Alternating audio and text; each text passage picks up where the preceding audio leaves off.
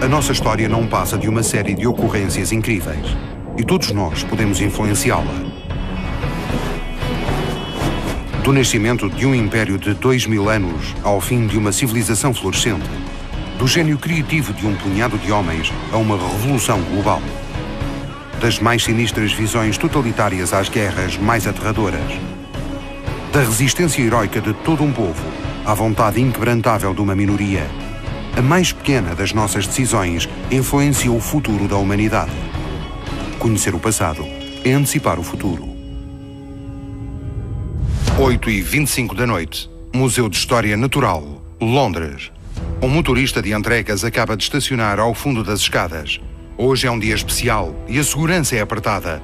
Uma importante conferência científica que irá debater a origem do homem deverá realizar-se às 2 da tarde. Nos últimos 150 anos, o mundo dividiu-se ao meio, evolucionistas de um lado e criacionistas do outro. Divididos por diferentes visões do lugar do homem no mundo, os dois lados radicalizam-se. Em ambos os campos, os extremistas ateiam chamas de guerra civil. Esmagados pelos acontecimentos, os Estados Unidos parecem incapazes de impedir a derrapagem. O mundo está à beira da guerra total. Mas nada disto se passou. Há 150 anos, um minúsculo grão de areia vai levar ao outro lado do mundo um homem que modificará a nossa percepção do mundo.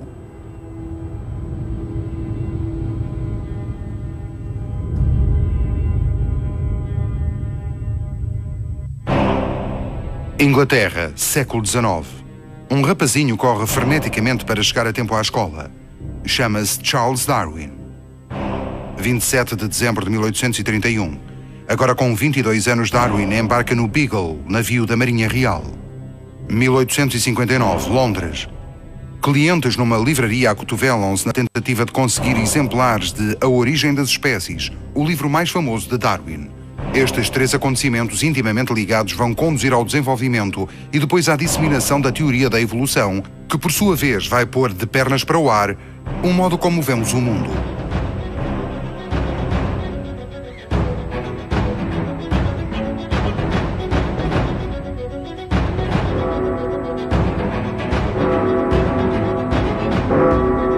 A nossa história desenrola-se no século XIX, num mundo em rápida mudança. Inventada escassas décadas antes, a máquina a vapor está prestes a fazer a humanidade entrar numa nova era.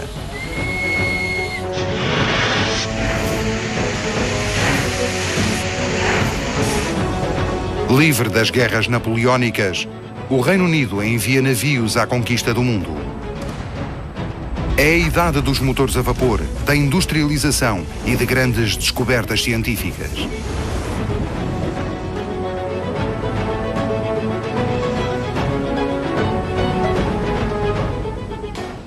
No começo do século, o Reino Unido é um país próspero, com 16 milhões de habitantes.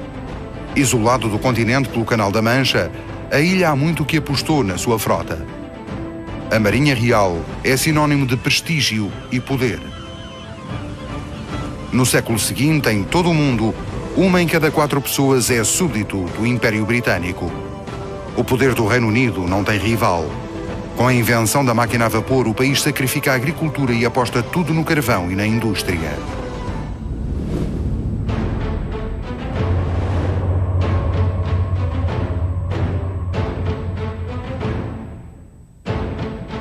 A Inglaterra do século XIX fervilha de cientistas, escritores, arquitetos e livres pensadores.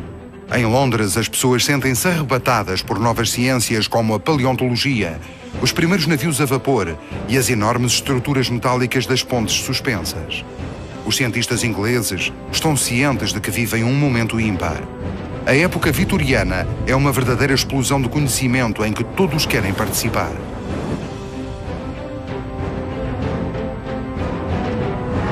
Bem-vindos à memória da humanidade. Aqui controlamos o tempo. Analisamos milhares de milhões de ocorrências que alteramos para reescrever a história vezes sem conta. As criações contemporâneas, dos telemóveis aos corações artificiais, são descendentes de sucessivas invenções ao longo dos tempos. Voltemos atrás. Há 5.000 anos, na Mesopotâmia, os sumérios inventam um sistema de contagem baseado não em 10 unidades, mas em 60. Acabaram de nascer os nossos minutos e segundos. Um pouco depois, o Egito divide o ano em 12 meses, ou 365 dias, cada dia em 24 horas. Os fenícios inventam o alfabeto, posteriormente adotado pelos gregos, que descobrem importantes teoremas matemáticos e inventam a democracia, enquanto os indianos descobrem o zero e os números injustamente chamados árabes. E ainda estamos séculos antes da nossa era. Dos aquedutos romanos ao viaduto de Milão, só uma parte muito pequena da técnica é, na verdade, inventada. A maior parte do caminho já tinha sido percorrido. Esta enorme soma de conhecimentos constitui um legado, um tesouro que pertence à civilização. Sem ele teríamos de inventar a roda a cada geração. Não perdê-lo parece prioridade absoluta. Acumular conhecimento aprendendo de cor. É exatamente essa a dificuldade do jovem Charles Darwin. Nascido em Inglaterra no ano de 1809, é o quinto filho de um médico que tem para ele grandes aspirações. Deseja que ele siga as pegadas do pai. Mas Charles interessa-se muito mais pelo mundo que o rodeia do que pela escola. Mais tarde descreve-se dizendo que não passa de um simples lerdo. Os professores pensam o mesmo. No entanto, as suas dificuldades na escola nada têm a ver com a sua capacidade. Ele pura e simplesmente está talhado para outras coisas. Faz experiências de química num minúsculo laboratório secreto num barracão ao fundo do jardim da família.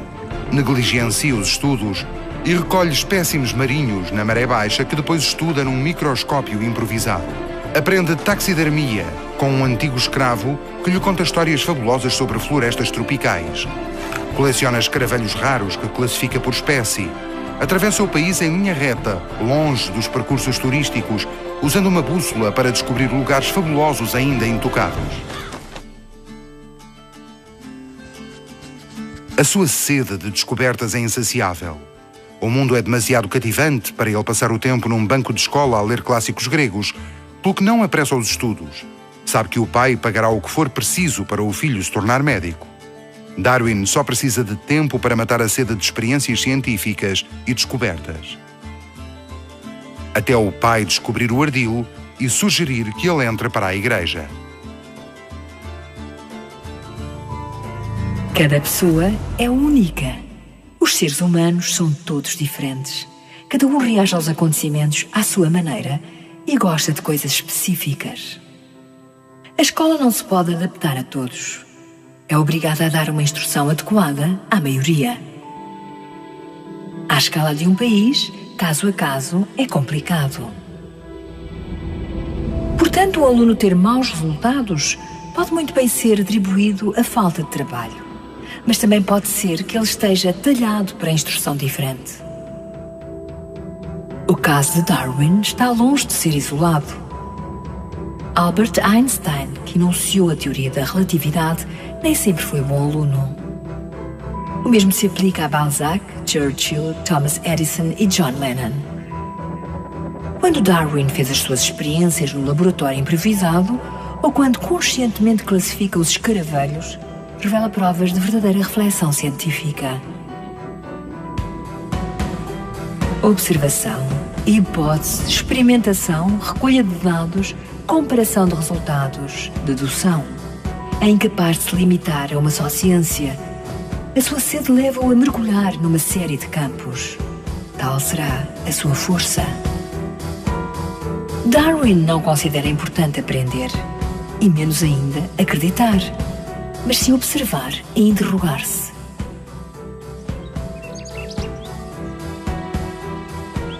Receber uma carta do professor e mentor é o momento fulcral da sua vida. Na carta, ele sugere que Darwin deixe a Inglaterra durante 2 anos e se junte como naturalista voluntário à tripulação de um navio que zarpa para o outro lado do mundo. Nada mais, nada menos.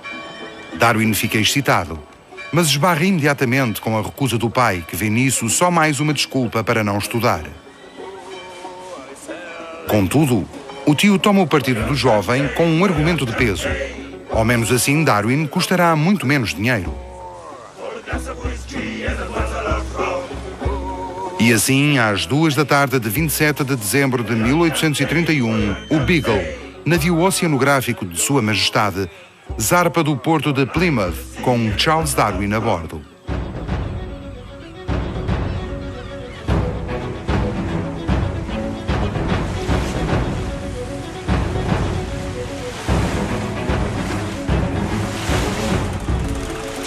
Após demorada travessia, o navio avista o Brasil. É a primeira fase de uma viagem enorme, durante a qual o jovem naturalista aproveitará todas as oportunidades de ir à terra e explorar o interior. Enfrenta o calor úmido das pampas brasileiras para recolher espécimes de insetos. Desenterra fósseis de mamíferos pré-históricos no Uruguai, sofre de frio na Terra do Fogo e as tempestades do Cabo Horn. Surpreende-se ao ver espécies a viver nas águas lodosas dos lagos salgados da Argentina. Aguenta a sede horas seguidas a observar tatus, emas e lagartos.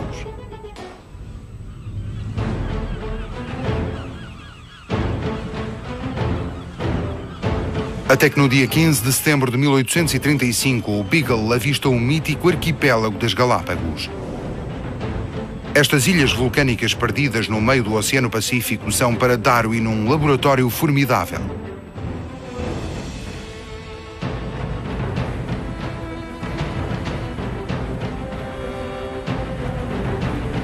Não contente com a simples observação de animais sem igual no mundo, ele repara que em cada ilha há populações de aves diferentes, embora da mesma espécie, que apresentam características particulares. Como se isoladas umas das outras se tivessem tornado novos ramos, novos animais.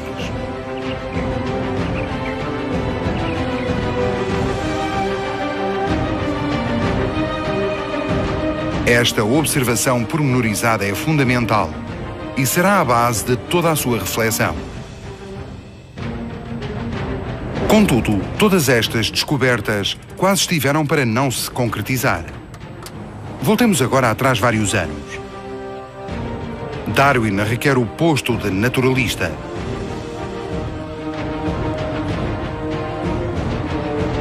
Mas o comandante do Beagle observa-o e acha que, dada a forma do seu nariz, é um homem sem determinação. Ciente de que passará longos meses na companhia do jovem, o comandante recusa-se a tê-lo a bordo. Felizmente para Darwin e o resto do mundo, o comandante acaba por mudar de ideias.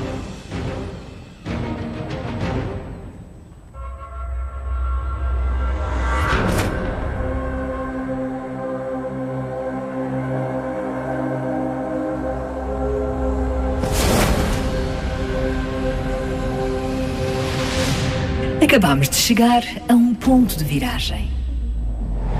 Um ponto de viragem é um acontecimento muito importante, uma encruzilhada da história em que o mundo tanto pode pender para um lado como para o outro. O comandante do Beagle começou por recusar Darwin por causa de uma característica física. Vamos divertir-nos a imaginar como teria sido se ele tivesse mantido a primeira posição. Para Darwin teria sido fácil, voltaria para casa e o pai tê-lo-ia obrigado a entrar para a igreja. Uma coisa é certa, Darwin jamais teria feito observações suficientes para enunciar a sua teoria e ainda menos ganho o prestígio necessário para a defender. Para o resto do mundo a história teria sido outra. Darwin não é o pai da teoria da evolução, mas não foi o único a ter intuições sobre o assunto. Apesar de tudo, a ideia teria vindo a lume, só que de certo não da mesma maneira. Baseada em hipóteses e sem observação direta, teria provavelmente sido contestada de modo muito mais eficaz e muito depressa a população ter-se-ia dividido em pró- e anti-evolução, talvez até ao ponto de criar uma verdadeira crise no Reino Unido. Países mais conservadores, como os Estados Unidos, teriam defendido as velhas crenças, enquanto outros, mais liberais, por exemplo, a Alemanha, ter-se-iam tornado evolucionistas. A nossa sociedade contemporânea teria sido marcada por essa cisão, A oposição radical entre criacionistas e evolucionistas teria parecido uma verdadeira guerra religiosa. Nunca se deve avaliar por baixo a força das ideias.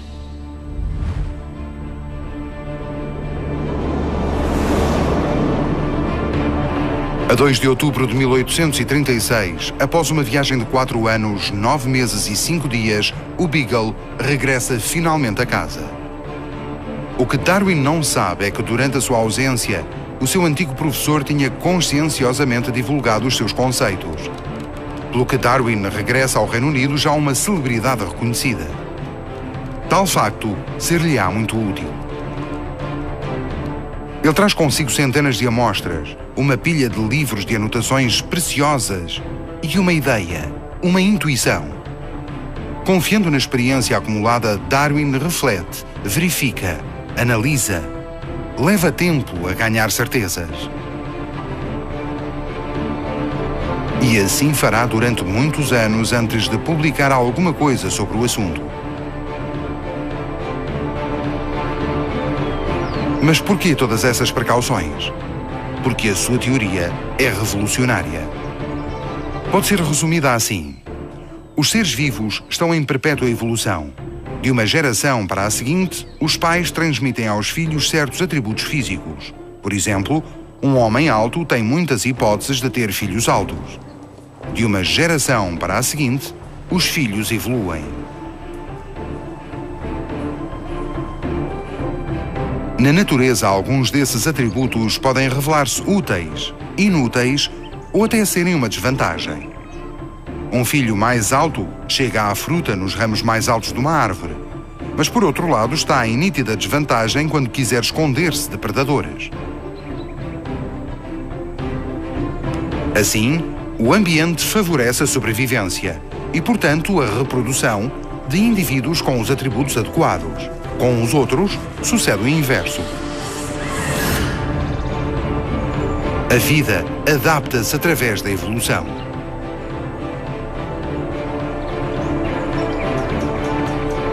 Em 1859, 20 anos depois da viagem no Beagle, Darwin publica A Origem das Espécies.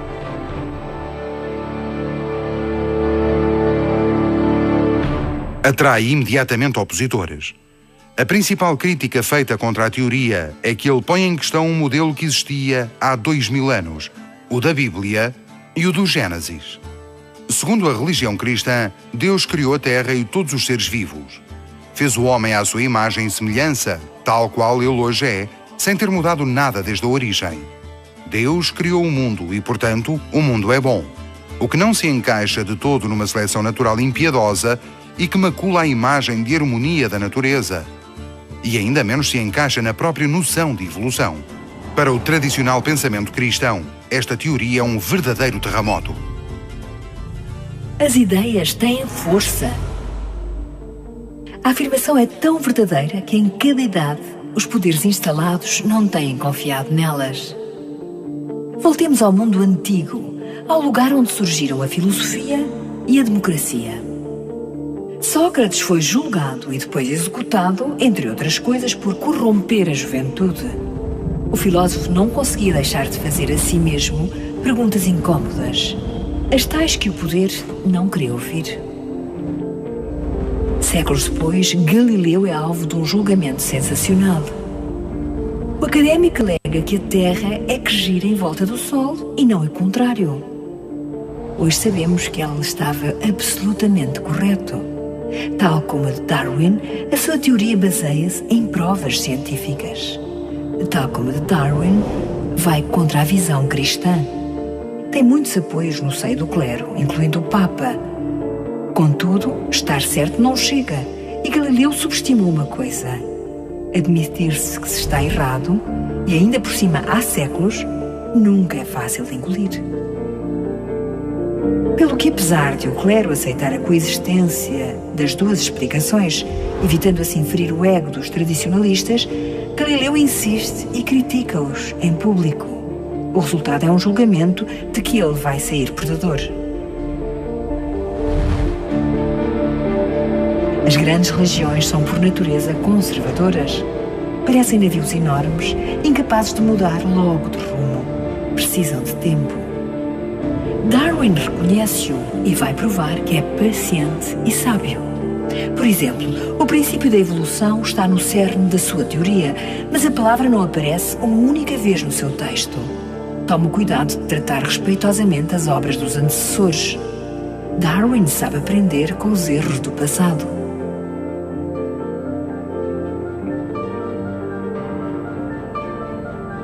A primeira edição de A Origem das Espécies esgota-se num só dia.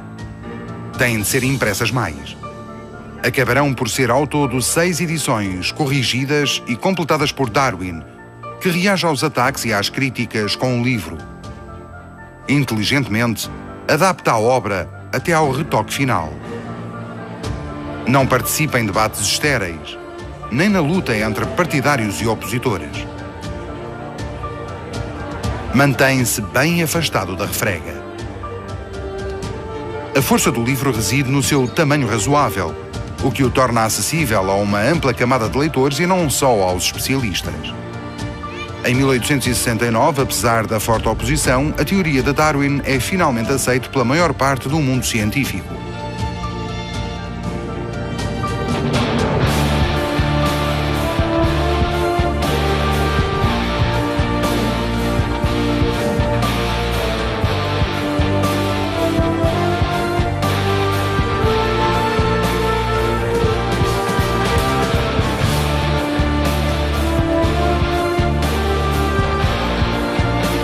Os evolucionistas ganham a primeira batalha, mas a guerra de ideias ainda mal começou. Em reação, surge nos Estados Unidos, no final do século, um movimento dos círculos evangélicos, o criacionismo, que não se baseia no estudo da ciência, mas numa leitura literal da Bíblia, que defende que Deus é o Criador de tudo. Certos setores do movimento vão ao ponto de afirmar que a Terra só foi criada há 6.000 anos e que os fósseis descobertos são artefactos postos por Deus aqui e ali para enganar a mente humana. Com vários milhões de exemplares impressos, Os Fundamentos é o texto fundador do pensamento criacionista e está na origem do termo fundamentalista. Nos Estados Unidos começa a batalha legal. E em 1925 os criacionistas conseguem proibir o ensino da teoria da evolução das espécies em cerca de 1/3 dos 48 estados. Só em 1970 a proibição foi levantada. Hoje prossegue a luta pela imposição da teoria da criação no país mais poderoso do mundo. Os adversários de Darwin jamais tinham sido tão virulentos e fortes. Mas isso é outra história.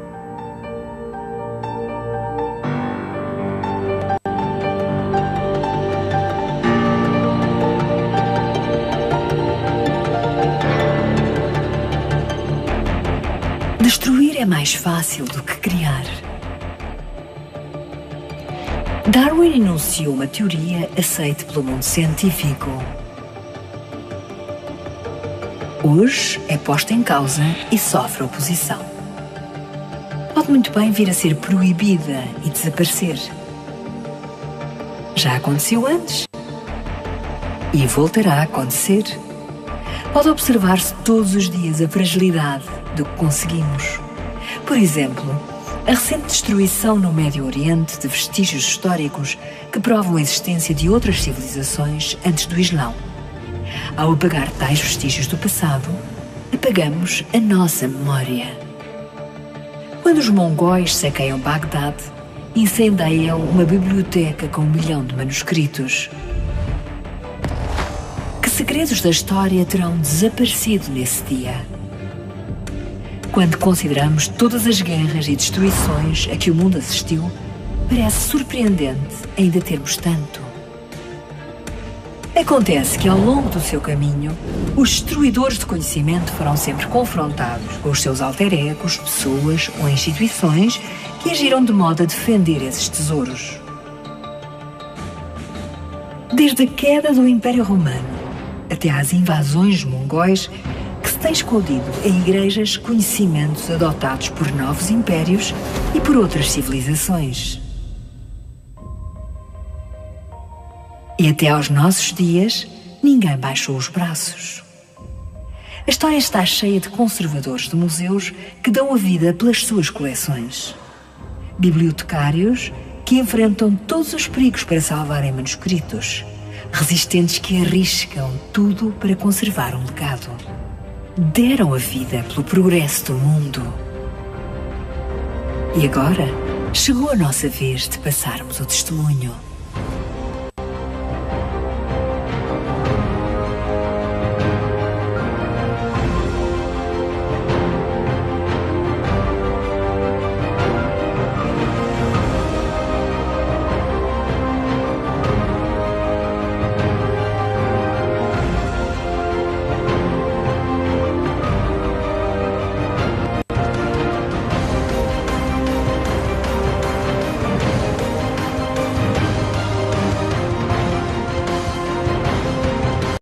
A nossa história não passa de uma série de ocorrências incríveis e todos nós podemos influenciá-la. Do nascimento de um império de 2000 anos ao fim de uma civilização florescente, do gênio criativo de um punhado de homens a uma revolução global, das mais sinistras visões totalitárias às guerras mais aterradoras, da resistência heroica de todo um povo à vontade inquebrantável de uma minoria. A mais pequena das nossas decisões influenciou o futuro da humanidade. Conhecer o passado é antecipar o futuro. 8h25 da noite, Museu de História Natural, Londres. Um motorista de entregas acaba de estacionar ao fundo das escadas. Hoje é um dia especial e a segurança é apertada. Uma importante conferência científica que irá debater poder. No século seguinte, em todo o mundo, 1 em cada 4 pessoas é súbdito do Império Britânico. O poder do Reino Unido não tem rival. Com a invenção da máquina a vapor, o país sacrifica a agricultura e aposta tudo no carvão e na indústria.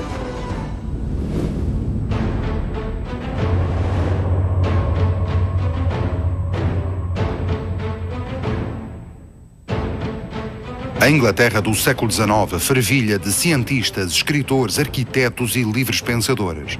Em Londres, as pessoas sentem-se arrebatadas por novas ciências como a paleontologia, os primeiros navios a vapor e as enormes estruturas metálicas das pontes suspensas.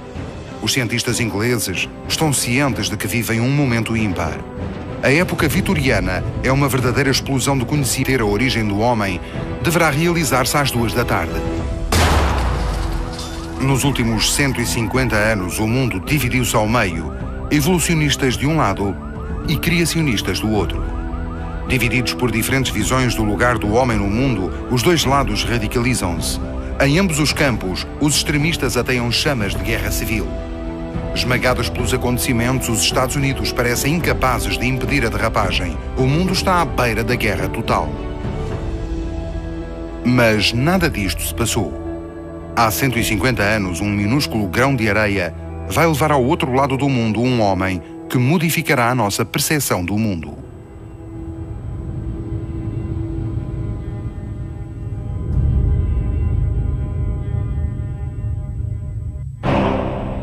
Inglaterra, num mundo em rápida mudança. Inventada escassas décadas antes, a máquina a vapor está prestes a fazer a humanidade entrar numa nova era.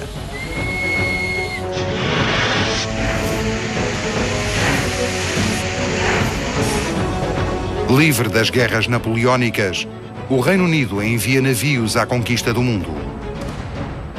É a idade dos motores a vapor, da industrialização e de grandes descobertas científicas.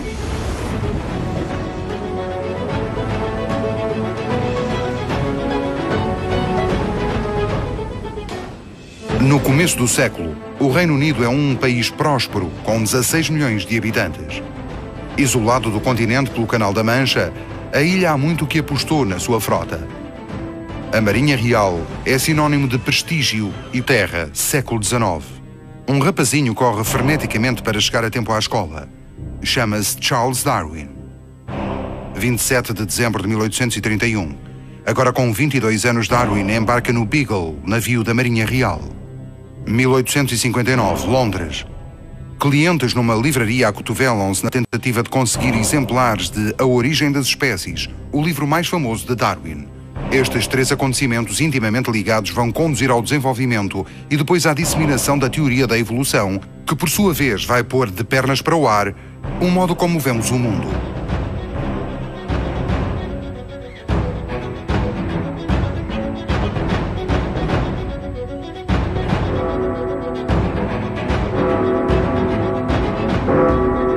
A nossa história desenrola-se no século XIX.